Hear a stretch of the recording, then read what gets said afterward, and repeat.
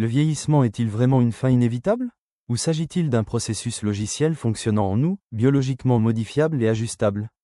Se pourrait-il qu'un jour l'espérance de vie humaine ne soit pas de 80 ou 90 ans, mais de 150, voire 200 ans? Et posons la question ultime. Si la cause réelle de la mort n'est pas une maladie venant de l'extérieur, mais un programme codé directement à l'intérieur de nos cellules, ce programme peut-il être réécrit comme celui d'un ordinateur? Cette quête légendaire, poursuivie depuis des siècles par les rois, les alchimistes et les milliardaires, se transforme aujourd'hui en une science concrète dans de gigantesques laboratoires de biotechnologie. Alors, cette légende peut-elle vraiment prendre corps? L'immortalité génétique est-elle réellement possible? Aujourd'hui, nous examinons de près les limites de la longévité humaine, le point de rupture de la biologie et l'idée de vaincre la mort.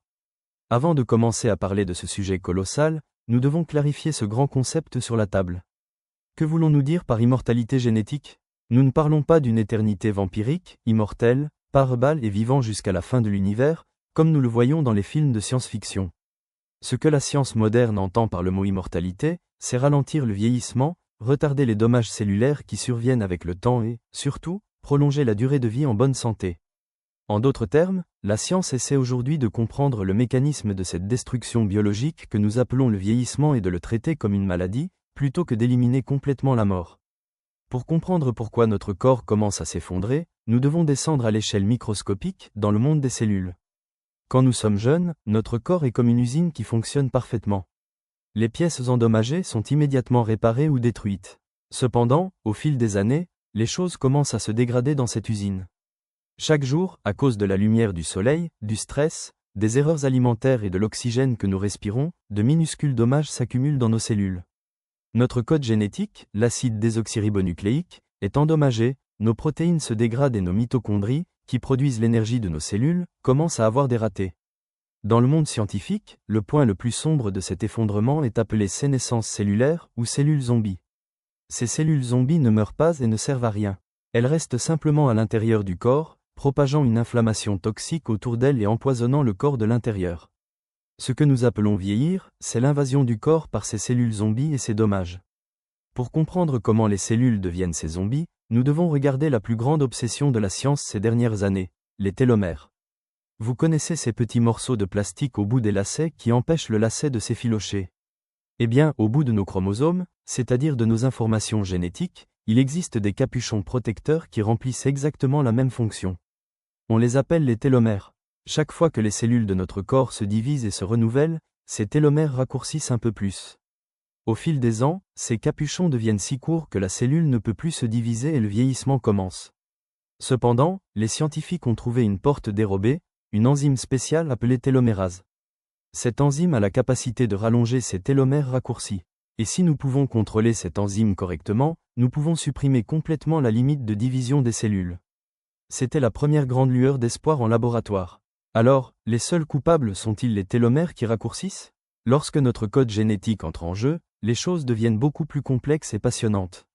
Lorsque les scientifiques ont étudié des personnes et des familles qui vivent en bonne santé jusqu'à 100 ans, ils ont découvert que ces personnes possédaient des gènes chanceux. Il existe certains gènes spéciaux dans leur corps qui réparent beaucoup mieux l'acide désoxyribonucléique et font fonctionner parfaitement les mécanismes de maintenance cellulaire. Par exemple, le gène FOXO3 ou les groupes de protéines appelés sirtuines ont un effet incroyable sur le ralentissement du vieillissement. Mais ne vous réjouissez pas trop vite. Des recherches ont montré qu'il n'existe pas un seul gène magique que l'on pourrait injecter à l'homme pour le rendre immortel. Le vieillissement n'est pas une note unique, mais une symphonie vaste et complexe jouée par des milliers de gènes. S'il n'y a pas de gène unique de l'immortalité, que recherchent exactement les scientifiques qui dépensent des milliards de dollars dans ces immenses laboratoires?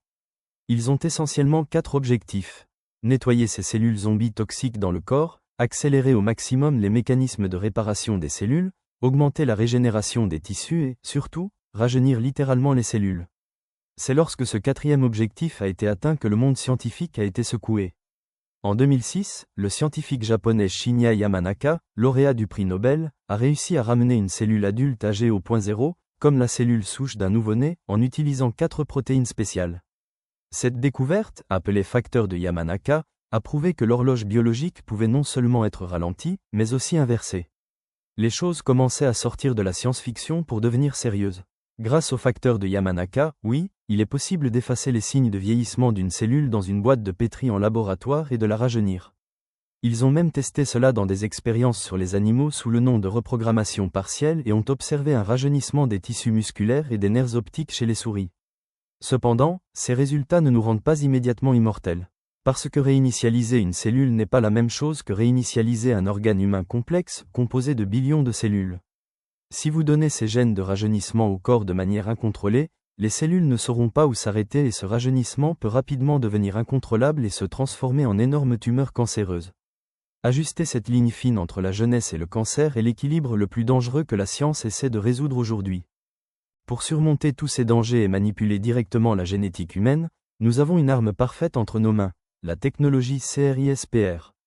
Cette technologie est un ciseau moléculaire révolutionnaire qui nous permet de faire du copier-coller sur notre code génétique, tout comme un traitement de texte. Théoriquement, à l'avenir, nous pourrions trouver les gènes défectueux qui causent le vieillissement ou les maladies, les couper avec CRISPR et les remplacer par des gènes sains qui nous feront vivre plus longtemps. Cela semble génial, mais la limite biologique la plus importante ici est celle-ci. Le vieillissement n'est pas un événement lié à un seul gène. La biologie est un réseau incroyablement complexe. Un gène que vous touchez pour prévenir le vieillissement peut accidentellement arrêter le fonctionnement de votre cerveau ou endommager votre cœur.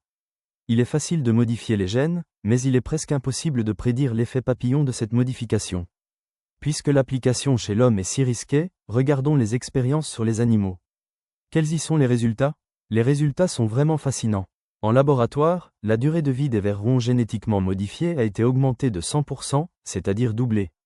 Des expériences sur les souris ont prouvé qu'en limitant les calories, c'est-à-dire en maintenant l'animal à un certain seuil de faim, les voies métaboliques changent et la souris vit beaucoup plus longtemps et en meilleure santé. Ils ont même observé un rajeunissement significatif des organes d'une vieille souris lorsqu'ils ont combiné sa circulation sanguine avec celle d'une jeune souris. Cependant, il ne faut pas oublier cette règle froide et cruelle de la science. Tout ce qui fonctionne sur une souris ne donne pas le même résultat sur un humain complexe de 100 kg. Nous ne sommes pas des souris géantes. Parce que l'analogie que nous avons faite au début, c'est-à-dire la comparaison, était en fait fausse. Le vieillissement n'est pas une maladie unique. Il n'y a pas de bouton magique, de pilule unique ou de vaccin unique pour l'arrêter. Le vieillissement est un processus évolutif à plusieurs niveaux où des centaines de systèmes différents dans le corps s'effondrent simultanément, lentement et en s'influençant mutuellement. Le corps humain n'est pas une voiture ou une machine mécanique dont on peut changer une pièce cassée. Le corps humain est un écosystème en constante évolution, fluide et incroyablement complexe, où chaque partie affecte l'autre. On ne peut pas rendre un écosystème immortel d'un seul geste. C'est pourquoi, pour une grande partie du monde scientifique sérieux et des laboratoires rationnels aujourd'hui, l'objectif principal n'est pas une vie infinie. L'objectif principal est le concept appelé health span, ou durée de vie en bonne santé, en médecine. L'important n'est pas que l'homme vive 150 ans et passe les 50 dernières années alité, ayant perdu la mémoire et souffrant à l'hôpital. L'important est que l'homme puisse jouer au tennis jusqu'à 100 ans, subvenir à ses propres besoins et vivre en bonne santé avec un esprit clair. La science travaille à prolonger la santé au sein de ces années, plutôt qu'à prolonger les années de la vie. Cette question nous sort du laboratoire et nous jette directement au cœur de la civilisation humaine. Si les gens commencent à vivre en moyenne 150 ans, comment l'économie va-t-elle supporter cela ? Comment le système de retraite, qui est aujourd'hui basé sur 65 ans, paiera-t-il une pension à une personne qui vivra 150 ans ? Les gens recommenceront-ils l'université à 90 ans ? Alors que la population augmente de façon exponentielle, comment les ressources en eau, en nourriture et en énergie de cette planète suffiront-elles à tant de personnes ? Plus curieusement encore, discuterons-nous de cette immortalité à une époque où la Terre cède la place aux colonies martiennes dans le ciel ? Ce point dépasse les limites de la technologie pour devenir une crise sociologique massive, une conception de civilisation. Et au cœur même de cette conception de civilisation se trouve cette question éthique la plus sombre et la plus brûlante. Vivre plus longtemps sera-t-il vraiment possible pour tout le monde ? Alors que même aujourd'hui, des milliards de personnes dans le monde n'ont pas accès à l'eau potable et aux médicaments de base, qui aura ce droit lorsque la technologie pour vivre 150 ans émergera ? Si ces thérapies de rajeunissement génétique coûtent des millions de dollars, est-ce que seulement le 1% le plus riche du monde défiera la mort ? Dans ce cas, l'inégalité dans le monde ne cesserait-elle pas d'être une simple différence économique pour devenir un système de caste biologique, un nouvel ordre de maîtres et d'esclaves ? Le désir de vivre longtemps et la quête de justice de l'humanité entreront en conflit de manière mortelle.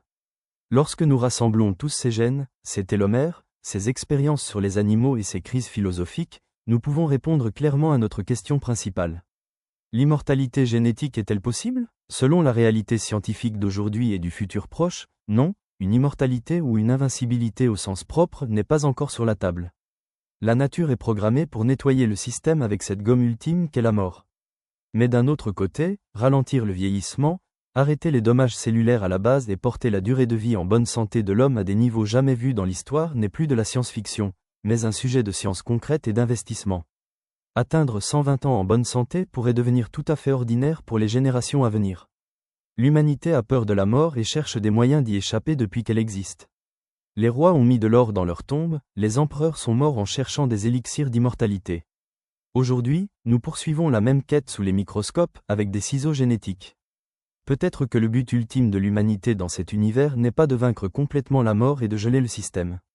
Peut-être que la véritable grande réussite est de pouvoir retarder un peu plus la vieillesse et la douleur, de rester un peu plus longtemps au soleil avant d'entrer dans cette chambre noire. Peut-être que l'immortalité ne consiste pas à vivre éternellement. Peut-être que l'immortalité signifie simplement pouvoir vivre plus longtemps, vraiment et librement. Et toi, qu'en penses-tu? Si on te garantissait de vivre 150 ans en bonne santé, utiliserais-tu ce droit? Ou préférerais-tu rester fidèle aux vieilles règles de la nature? Partage tes pensées et tes peurs avec nous dans les commentaires. Pour continuer à découvrir les secrets de la vie et du futur, n'oublie pas de t'abonner à la chaîne et d'activer les notifications.